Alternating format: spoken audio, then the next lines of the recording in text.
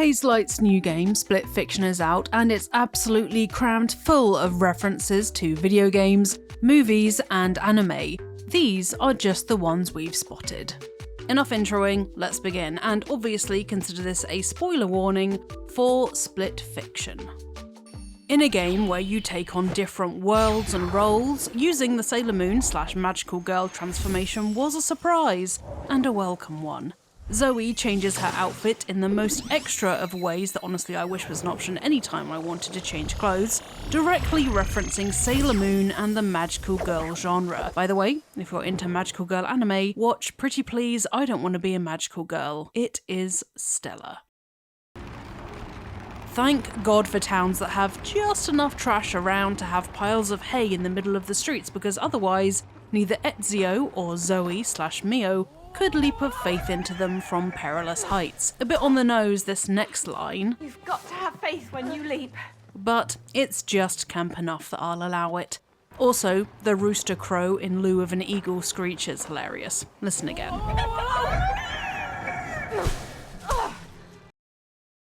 Before you encounter this giant kitty, if you take a detour, you can rest up at a bonfire. Sorry, not a bonfire, a moonfire. Legally distinct from Dark Souls, with a sword in it. I don't know who tried to put out or ignite a fire with a sword, but in this magical world I have no right to play the realism card. The snails appearing either side of Zoe and Mio in this moment is a reference that escapes me, so if you think you know what it is, then feel free to let me know in the comments. GLaDOS is one of the best femme characters in gaming history, period, so it's an apt homage that this homicidal robot has a distinctly GLaDOS favour. From the platforms she uses to try and squish you being identical to the ones from Portal 2, to the fact that she's suspended on a singular mechanical arm just like my Lady of Shade and Razor Sharp Wit, this robot has as much love for testing as Aperture's Overlady. GLaDOS was originally planned to look like Botticelli's Venus hanging upside down. Fun fact. In the Space Escape section of Split Fiction, the way you get your spacesuit is very similar to how Isaac Clarke suits up in Dead Space.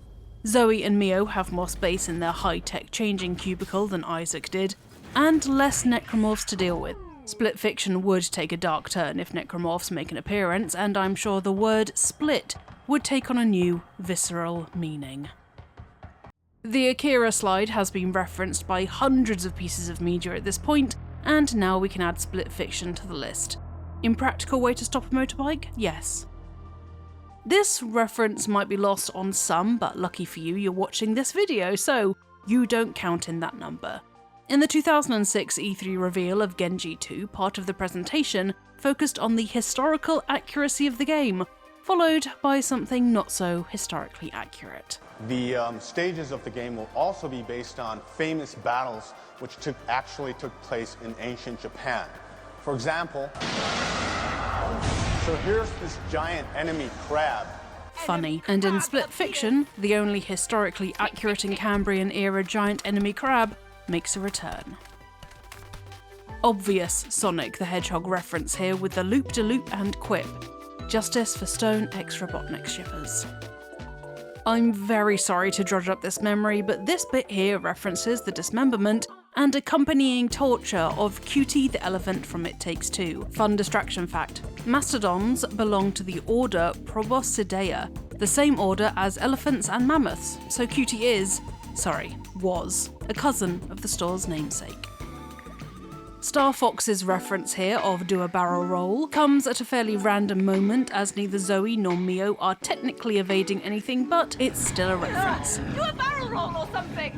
Type it into Google, if somehow in the last 10 years you haven't already. This bit right here is a reference to both Sergeant Johnson from Halo, minus his cigar but with his trademark army cap, and the YouTube series Red vs. Blue, which I'm hoping has awoken some of you like sleeper agents. Don't forget to pay homage to Freeman's Mind while you're taking a trip down Nostalgia Road. Keep an eye on the neon sign, ad-filled horizon that will surely become our future, and you can spy an advertisement for a blueberry and kale fusion energy drink called Tango, with the slogan, "It takes two to tango." An obvious reference to the characters of It Takes Two, with their blue and green hair, though someone please let me know if kale and blueberry works as a taste pairing. Sounds like the kind of drink that costs about 12 quid in a cafe with exposed brick and artisan filament light bulbs. You are the jump man or woman or NB in this part, and the ogres are Donkey Kong, throwing barrels at a commendingly regular rate. It's straight into the Assassin's Creed reference from here, and that's not the only reference to Donkey Kong. In this part, you fire yourself out of barrel-adjacent flora, just like in Donkey Kong Country. Final Fantasy VII references abound in split fiction. This factory in Final Dawn, the name itself a head nod, looks like the centre of the Mako-dependent Midgar. These enemies look similar to the Sweeper enemy, and finally this giant spider tank is a fraternal twin to Final Fantasy VII Scorpion tank, just like spiders and scorpions in real life. Dr. Harim, love expert extraordinaire and scrapped sleep paralysis demon skin, appears on a waffle in buttercream icing. Buttercream icing on a waffle makes my teeth hurt but my brain happy, unlike this anthropomorphic lollipop that has no mouth and cannot scream. Is it bobbing in joy or agony? It can't tell us, so we'll never know.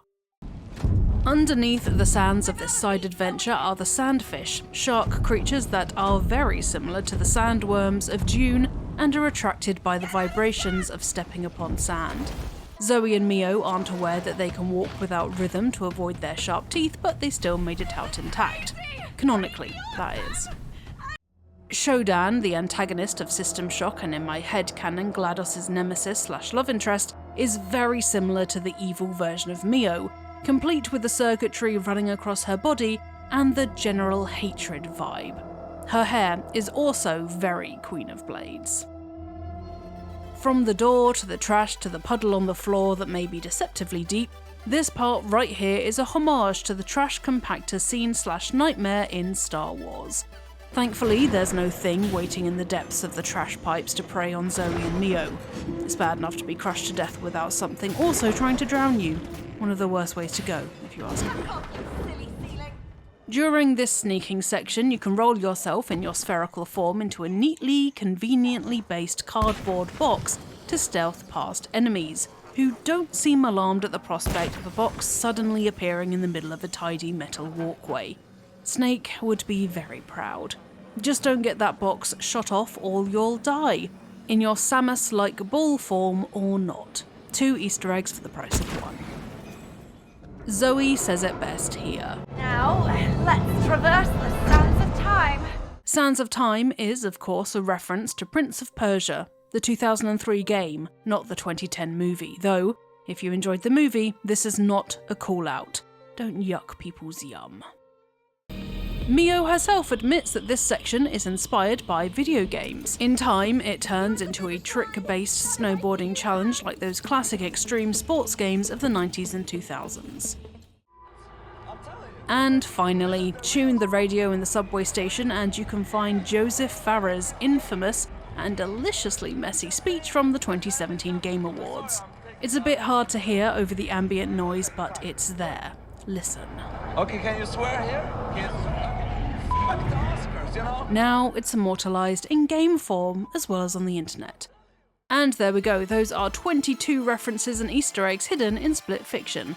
Did you spot any that I missed? And do you know why there are snails near the Moonfire? If the answer to either of those questions is yes, then feel free to let me know in the comments. Anyway, if you liked this video, please do chuck it a like and subscribe to Eurogamer for videos about video games almost every single day. Now, I'm gonna go and start writing my own fantasy series, just like my namesake in Split Fiction, so I'll see you folks next time.